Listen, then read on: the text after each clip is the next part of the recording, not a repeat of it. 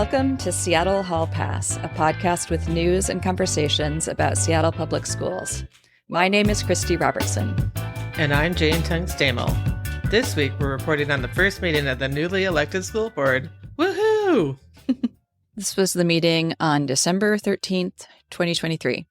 For a brief overview, at this meeting, they talked about the budget resolution and voted on it. And then they voted in the new board officers as they do every year. This was the first meeting with new board members, Gina Top, who represents West Seattle, and Evan Briggs, who represents District 3, which is the bottom half of Northeast Seattle. We pulled out some general themes from the meeting. One was a call for engaged listening. Student Director Luna Kronbarone. I think that as leaders, it is our duty to be those active listeners and show up at schools and show up in these spaces in our communities and engage with students and engage with staff and engage with families as much as we can, as much as possible, which of course we're all very busy people, but it really means a lot, especially in times like these when there are so many things happening in the world that are deeply affecting and harming so many of our students. And so many of our students are in the process of healing for many different reasons. And it got me thinking about this quote from Bell Hooks, where she said, "Rarely, if ever, are any of us healed in isolation. Healing is an act of communion." Jane, Bell Hooks was one of my heroes in college like 3 decades ago, and I'm really happy that students are still quoting her. Later in the meeting, Director Michelle Sarju had been pondering on Director Kronbarone's ask and had this answer for her. I don't know how I'm going to answer your request, but I can promise you I have an interest and a desire.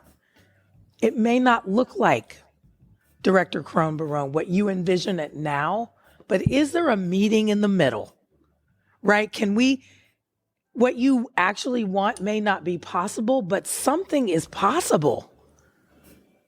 And how can we get there?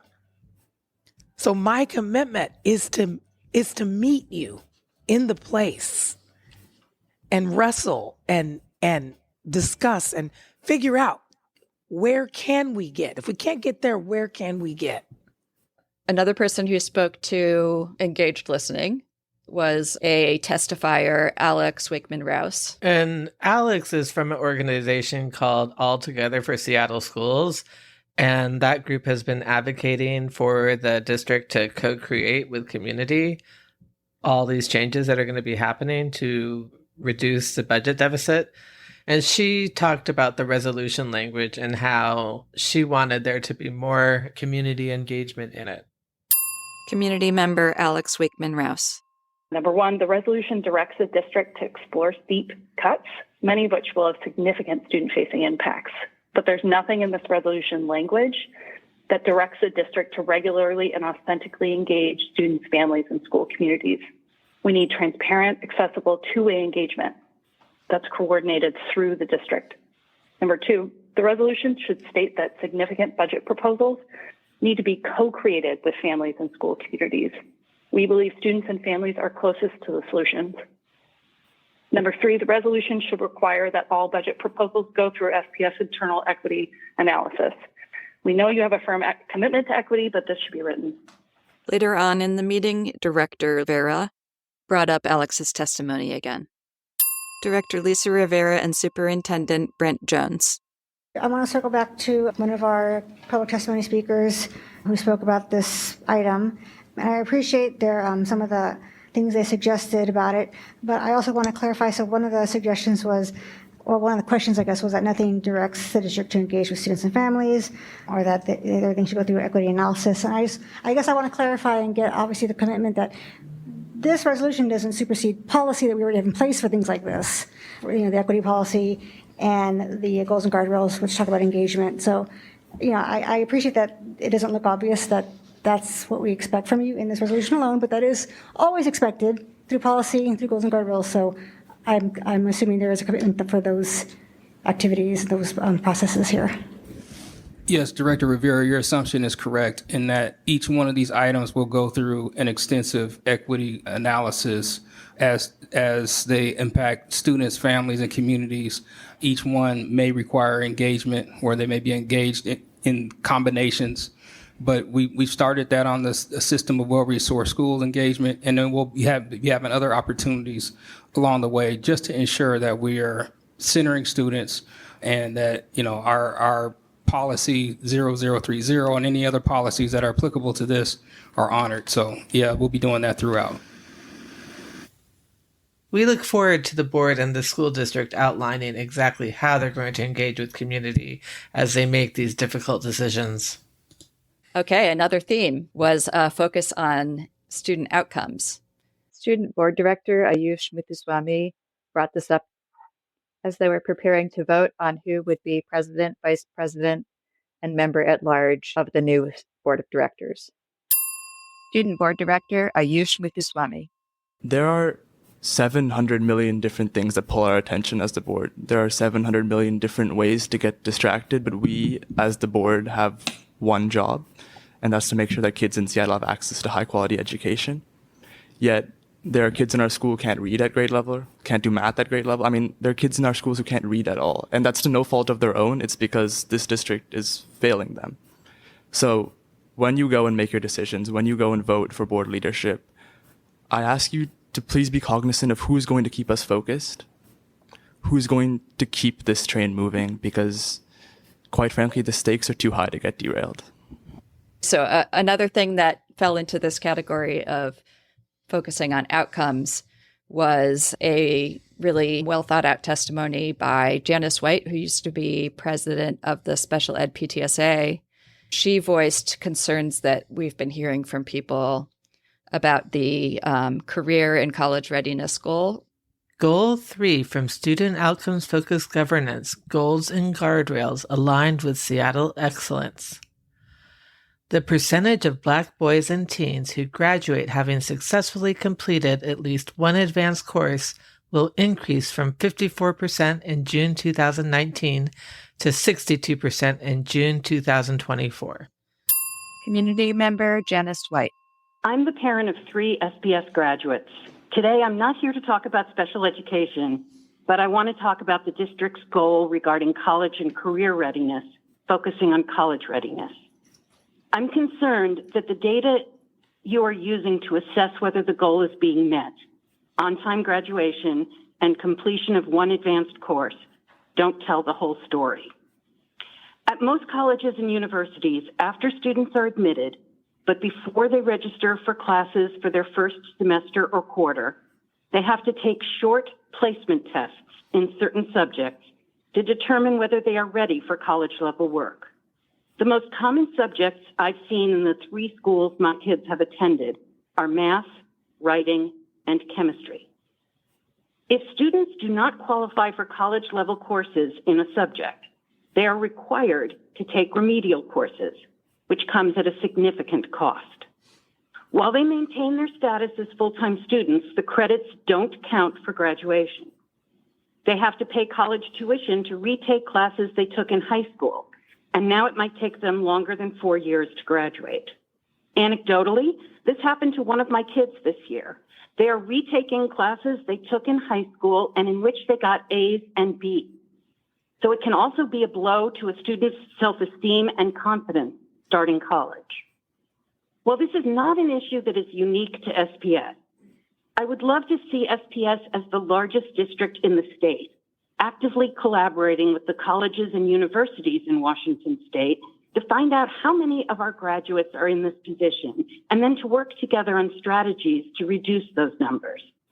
I don't know if it's a curriculum issue or an issue with inflated grading practices or something else, but I do know that we are not doing our students any favors if we don't find out how widespread the issue is and address it.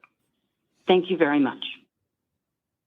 And then it was time for the school board to vote on the budget resolution, which we discussed in our last episode. Yes, that was episode 15, Arts Toolbox. The budget resolution is an authorization of the broad general areas that the superintendent will explore in order to make up for our $105 million budget deficit. And since the superintendent and his staff introduced a budget resolution to the school board last month, there have been some light revisions in response to their feedback.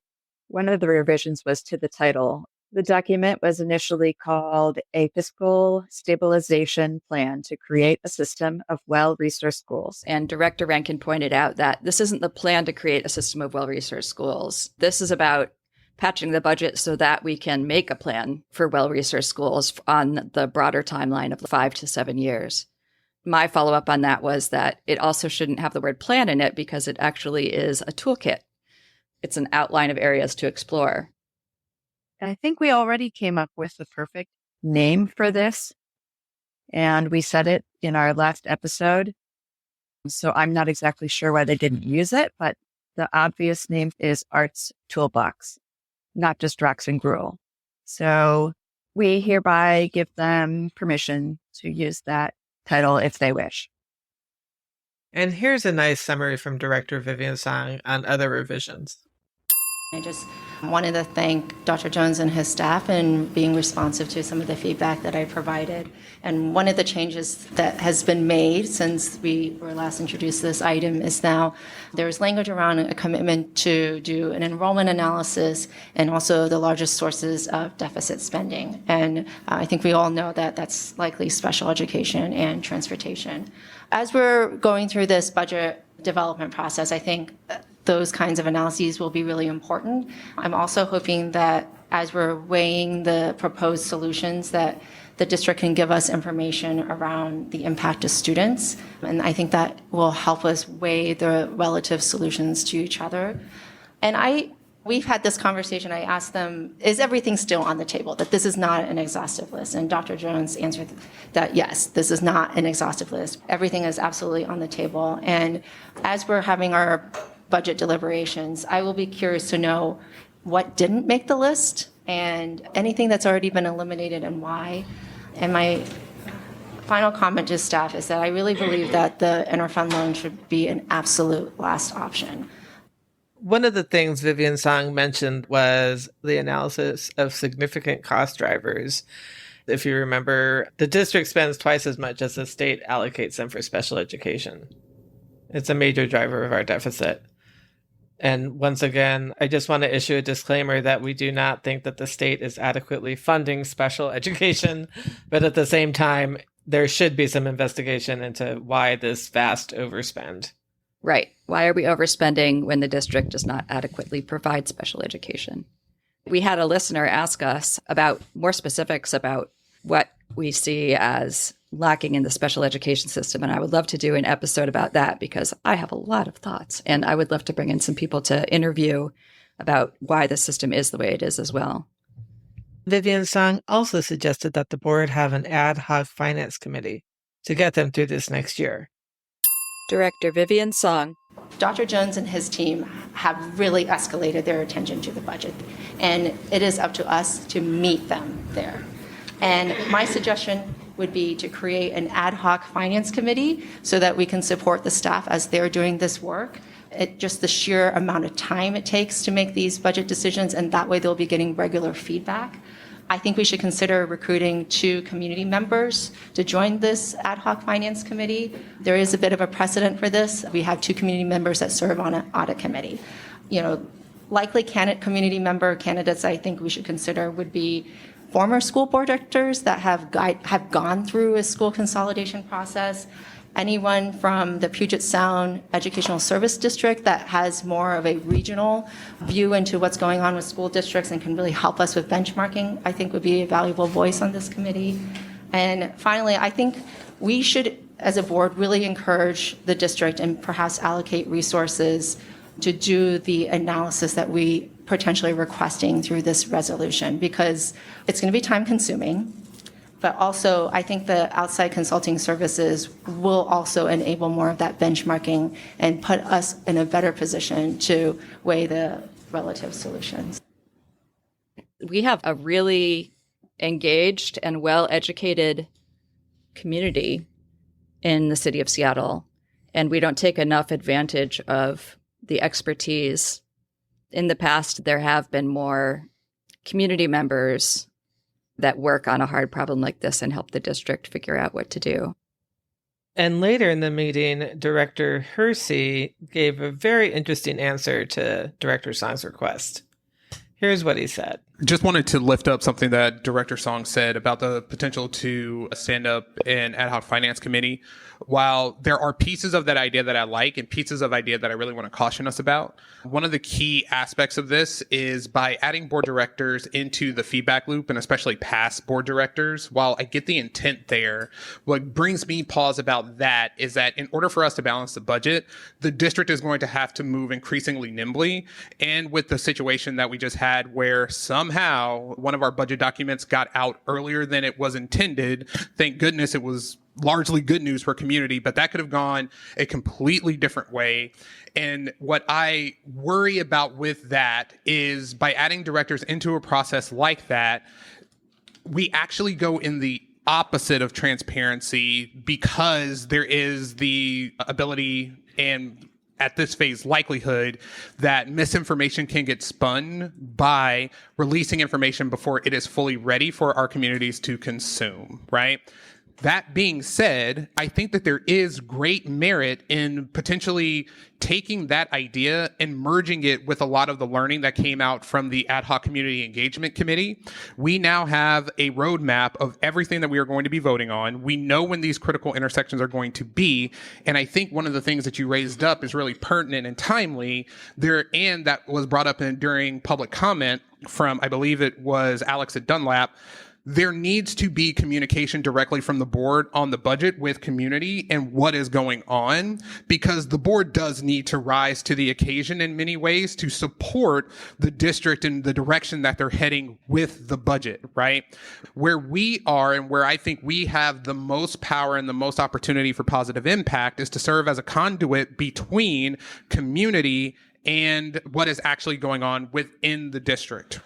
So Director Hersey here was referring to us because we leaked a document in our episode, The Superintendent's Tightrope. It was a draft version of the budget resolution. In some ways, I feel like we did them a favor because people were already prepped for what they were going to say. That there were going to be no school closures for the upcoming school year. So, of course, everybody was really happy to hear that. It's interesting that now the response is, we don't want to have a finance committee. We don't want to have community members on this finance committee because there might be a leak. I think there would be other ways to... Oh, is that what he was saying? I think so. I would think in some ways that would tell you we need to set up better structures for engaging with the community. Because, as he said, people are really interested in this stuff. What my concern is why is all of this so top secret anyway? We all know there's a $105 million deficit. If they have a committee, it's going to be a public meeting. They'll have to share their documents, and they shouldn't be trying to hide anything for the public. So to me, that's a red flag. And I would love if we had some sort of expert who could talk about this with us. Dr. Jones reminded everybody once again that the fiscal stabilization plan is not a plan. It's an outline of tools. And here's what he said. Let us just be reminded that this resolution is the fiscal stabilization plan. And we're really articulating what areas do you want the superintendent and team to go research. Nothing's off the table, but this is really just giving us our guardrails for what we'll go pursue, what we'll go cost out, what we'll do the analysis on. And so by the time we get to May, we should have a very detailed, informed, engaged list and plan of what we're going to pursue. So I just want this board to be reassured that nothing's off the table, but this is really our toolkit that we have to work with as we get to balance at the end of the year. And then they voted on the resolution, and there were 6 yeses and 1 abstain. Michelle Sarju abstained because she said she wasn't sure what she was voting on exactly. And I think that might be because they uploaded a new version of this resolution just a couple hours before the meeting, and she probably didn't have a chance to look it over. Then they had elections. Every December, the school board votes on new officers. So they vote for a president, a vice president, and then a director at large. And the gavel went from President Hersey to Superintendent Jones to run the elections. From our understanding, the executive committee, which was the president, vice president, and director at large, all together, they decided what would be on the agenda. But now that many of the committees have been ended, it's just the president who works with the superintendent to set the agenda for all the board meetings and work sessions. The president's duties are actually encoded in Policy 1220. In addition to setting the agenda, they appoint the legislative liaison and other committee members. The committees they have in existence right now are the Ad Hoc Policy Manual Committee, the Audit Committee, and then there's also the Capital Levy Committee, and the city levy has a committee called Families, Education, Preschool, and Promise, and the president of the Seattle School Board appoints a representative to be on that committee too. Director Rankin was nominated by Director Hersey for president, and there were no other nominations for president, and she won that election unanimously. And then she nominated Director Sarju for vice president, and again, no other nominations, and Michelle Sarju became vice president unanimously. And Evan Briggs was voted in as the member at large. Nominated by Director Hersey. And before he nominated Evan Briggs, Brandon Hersey did look around the room and say, is there anybody else who wants to put their hat in? And no one responded. They don't necessarily know if somebody else is going to be nominated. They're not allowed to talk about it ahead. I just wanted to note that instead of choosing an experienced person of color like Vivian Song or Lisa Rivera, that they chose a new to the board white woman who is Evan Briggs. It would have been nice if they could have had more representation on this executive board. But also, as they talked about is at this meeting, the role of director at large, there aren't any duties. So it's largely in name only. Yeah, here's what Director Briggs said in her speech afterwards. Okay, so as previously noted, it is unclear what this role is, but whatever it is, I'm here for it. That's it. So then the gavel passed to Director Rankin, and she ran the rest of the meeting once the elections were over, and actually ran it quite efficiently, I should say. I bet you anything that Director Rankin is going to try to do both president and legislative liaison because she has such a passion for that role. I can't imagine her giving it to somebody else. And also, she's head of the Ad Hoc Policy Manual Committee, and that's also one of her favorite projects. That's correct. I do not know how she does all that. And who's going to take over the Audit Committee, because that was Director Hampson. Yeah, it will be interesting. Hopefully, there will be some sharing of roles and power. There's no way that one human can do all those things effectively, no matter how dedicated they are. Let's play also a little bit from Director Sarju's speech. I loved the words that she used. I have this palpable desperation that is all consuming to see something different. I've lived here almost 40 years. I don't want it to be another 30 where I come to a meeting and I repeat what Sabrina just repeated.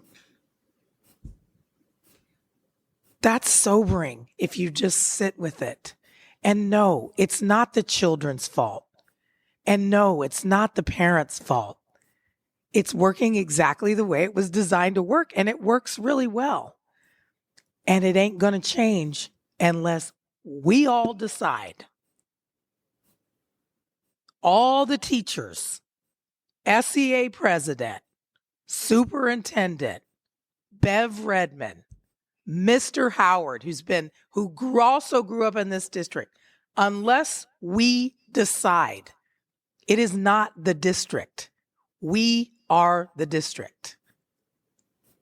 I don't expect you to have the sense of desperation that I have. That's not what I'm asking. What I am asking is that you make the commitment. Since Director Sarju referenced Sabrina Burr, let's conclude this episode with some of Sabrina's testimony. Seattle Public Schools has a belief gap for Black people. I believe it goes back a century, but I can count 70 years. If we don't identify it, if we don't address it, if we don't have a plan to honor everyone in the process, to truly see us, we won't change. And actually, there was one last thing that I wanted to talk about. The school board was brought for introduction at this meeting, the Career in Technical Education and STEM annual report. If you're interested in seeing something that Seattle is doing really well, take the time to look over this report or watch this part of the meeting. I will play here a clip of Brian Day where he talks about areas of growth going forward. Director of STEM and CTE, Brian Day. Briefly, here are several key opportunities we are focusing on. More STEM opportunities in elementary schools and middle schools, especially computer science and robotics. We need to make sure that these are at every single grade level so every student experiences these year after year. At a very young age, students decide what career is for them, much younger than we really realize. They identify themselves as being STEM job capable. They decide if they're going to go into those careers, and it's beyond just content. It's who they see they are. We need to ensure complete career pathways at each school that are aligned to student interests. We need to make sure students can make informed choices that lead to future success. We need to increase and better leverage community and industry partnerships to strengthen our offerings. So far this year, we have 102 new partnerships, and we plan to have much more. Incorporate student voice into program consideration and strengthen the understanding of their passions. This includes empowering communities to embrace opportunities. Embrace our commitment to students with disabilities and make this an expected part of what we do every single day. We need to increase internship opportunities. We are trying to remove barriers for students as well as community partners. We have rebranded our internship program to Career Quest. This has attracted many new students. This year we had 340 internships. Last year we had 34 internships. So our efforts are working. We also need to increase awareness of apprenticeship opportunities.